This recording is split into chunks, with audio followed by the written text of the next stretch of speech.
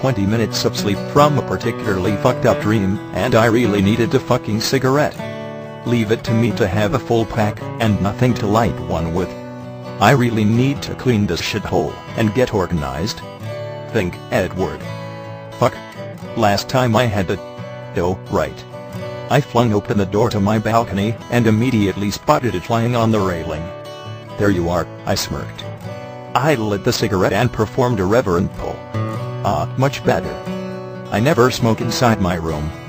Because that shit clings and stinks. Carlisle was having a moment of precognition when he gave me the room with the balcony. Daddy C sure knows how to put up his orphans. He adopted me 4 years ago, from a rather unseemly foster situation. Dr. Carlisle Cullen is a fundamentally good man, and upstanding citizen of the Greater Forks community. We don't usually butt heads much, but then again, the good doctor is rarely home enough to do otherwise. Fine by me, he keeps me clothed and fed, and rarely asks questions. I suppose to most 17-year-olds, it's the ideal living situation. I'm probably as close to happy as I'm ever going to get. Emmett lives with us too. Another one of Carlisle's acquisitions. Emmett is a year older than me and was here first. He loves throwing that up to me, as if I care. He's the fucking golden boy of Forks, and a constant kiss-ass. When the elders aren't about, he's also crude as hell. We don't get along. At all. After a year of constant fighting and bitching from Carlisle, we made an unspoken agreement to stay out of each other's hair. He'll be gone in a year anyways. I looked out over the balcony from our rather ambiguously large house to the dark backyard, and took another pull from my cigarette. Fucking nighttime. I loathe this time of day. Much like a bad piece of Russian literature, it was long as fuck, and boring as hell. I had my hobbies, and sure, I could spend 9 hours sketching and listening to music. But if I was being honest with myself, and I very rarely am, there was only one thing I wanted to do in this world more than anything. Sleep. The last time I had a good, entire night's sleep was so many years ago. I don't even remember what it was like. Carlisle was worried at first, probably still is, but there's nothing he can do. It was like this every single night. Barely any sleep at all. If I even made an attempt to do so, it was the dreams, always with the fucking dreams. It literally wasn't even worth it to try to sleep anymore. I threw my spent cigarette over the edge of the balcony just as the raindrops started to fall in typical Forks fashion. Once back inside the warmth of my spacious, albeit cluttered bedroom, I plopped down on my bed and resumed my sketch from earlier in the evening. It kept me awake almost as good as Daddy C's secret stash of amphetamines, which was in serious threat of total depletion, I might add. I've always limited my drugs to uppers for obvious reasons. Occasionally I'd get drunk with my friend Jasper. But not often. Jasper Hale and I were friends since the first day of freshman year, and I told Mr. Johnson, our horribly undereducated history teacher, to go fuck himself. Jas loved that shit. He was the only friend I ever had or needed here in Forks. We often have a rather silent relationship. We could always read other through looks and body language. It's not a bromance or anything, it's just how we are. But even though Jas always has my back, and is always there to listen to all my fucked up problems, I can't help feeling alone. He tries to understand, but how could he? When he asked why I was always tired, I told him the truth. I'd rather walk around like a fucking zombie than experience the dreams that haunted me. Of course, he thought I was crazy. So I never brought it up again. I finished my sketch and signed my name and date in the bottom right corner, shutting the book with a sigh. What to do now? I drummed my fingers on the hard leather-bound cover of the book. Schoolwork. I suppressed a groan. I had been out of school for the past week due to a minor disciplinary infraction. Suspended 5 days for smoking on campus. Wow, what a punishment. 5 days of freedom. Boredom is more like it. I always get good grades in school. Especially here, where I could probably teach most of the AP classes, even half awake. I mean, I did have 9 free hours a night to study and work. With that thought, I began a rather lengthy trig worksheet.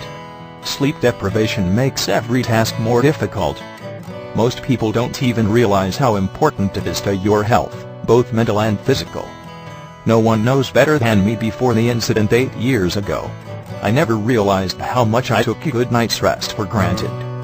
My mother would always hum me to sleep at night after tucking me in. Of course, that was before she hated me, before she sent me away and left me in the hands of underpaid social workers and poorly run institutions.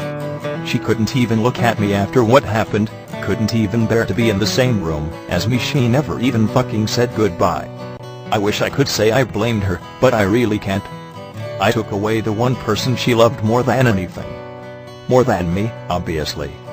Even now, 8 years later, I can see the flames clearly in my mind. I can feel the heat and smell the smoke. And if I sleep deep enough, I can watch perfectly as my father lies burning on the floor, screaming for help that will never come. I began shaking my head, unwilling to take that train of thought any further. Once the sun was beginning to show signs of rising, I closed my textbook and began getting ready for my grand reappearance at Forbes High. I never really put much thought into what I wore, usually a simple t-shirt and jeans, my favorite black leather jacket, and scuffed boots. I probably looked much less well-to-do than I actually was, but I could hardly find it in me to give a fuck. The only real reason I even go to school anyways is to hang with Jess and have something to occupy my time. Well, that, and the fact that if my GPA drops below a 3.5 Daddy C takes my Volvo away. All things considered, the good doctor knows how to bribe effectively. Once I managed to dodge any and all contact with Emmett, I made my way out to said coveted vehicle, and lightly trailed a finger up the hood to the driver's door. Oh so pretty. I took note that Brandon, my next-door neighbor, had already left for school, as her yellow Porsche was absent from the driveway. Of course she's already left. She was all too willing to be up this early. I got in my Volvo and started towards Jasper's house, to pick him up. He was waiting at the curb of his modest middle-class home, and jumped in before I even had the chance to pull into his driveway. It's about fucking time, man. Rose has been up my ass all morning about this party you're throwing tonight, he said, while buckling his seatbelt. I scoffed. The party I'm throwing? I never wanted to have the damn thing in the first place. I would have put up more of a fight if Emmett hadn't threatened to tell Carlisle about my suspension. I lazily laid my head back on the seat and started the drive towards school. You coming? I asked, lolling my head in his direction. He snorted. Yep, sure, I'm going to a party with a bunch of fucking drunken obnoxious seniors with a combined IQ of my mom's credit score. I chuckled. Now Jez, you're insulting your future wife, you know.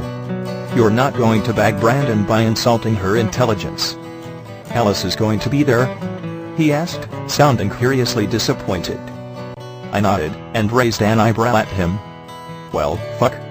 I already told my mom I'd stay home this weekend, and help her with lesson plans. He frowned, and slumped down into his seat defeated. I rolled my eyes.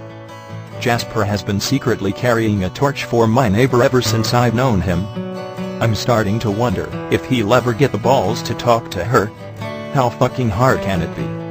Every time I see him staring at her across the cafeteria, or in the halls, I have to physically resist the urge to call her over and get it over with.